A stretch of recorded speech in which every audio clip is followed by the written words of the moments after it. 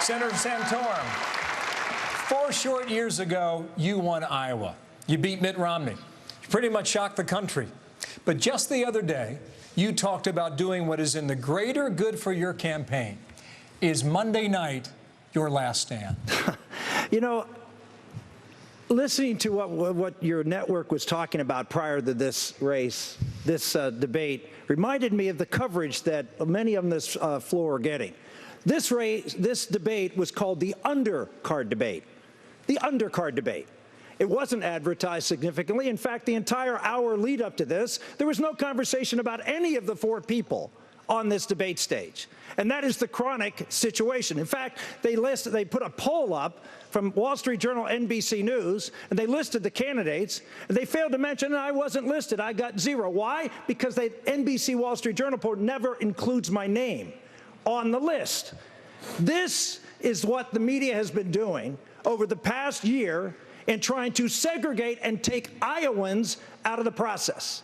What Iowans deserve is to hear from every candidate on an equal footing. Had they applied the same rules 4 years ago, I would have been in the undercard debate.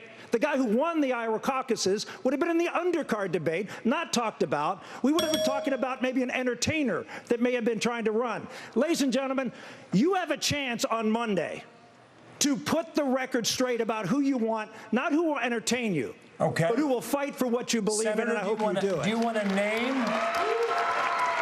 Senator, do you want to name that entertainer you're referring to? Well, look, the entire lead up to this debate was talking about whether Donald Trump is going to show up for the next debate. The people of Iowa, who I know pretty darn well, care a lot about the issues. They care about who's going to be the leader of the free world, who's going to be able to take on ISIS and take on Iran and make sure that we're safe. They're concerned about whether their agriculture program, so their renewable fuel standard is going to be maintained. And we're not hearing any of those things. We're hearing about whether someone's going to show up for the next debate or not. Quickly then, after this debate, you mentioned Donald Trump's name. Immediately you're going to an event across town here in Des Moines as a guest of Donald Trump. So, are you laying the groundwork for maybe your future, perhaps an endorsement of Mr. Trump? You know, this again, more of the politics of trying to get people to throw stuff at each other. I'm not going to throw mud at anybody on this stage tonight. I'm not going to throw mud at anybody on the stage later. I'm not going to attack Donald Trump. What I'm going to say, Mike Huckabee and I were asked to come to an event where money was going to be raised to help our veterans. You know, I thought about it. I said, well, wait a minute. Now, if there were no political considerations, and I had some time because I'm not doing anything at 9 o'clock tonight.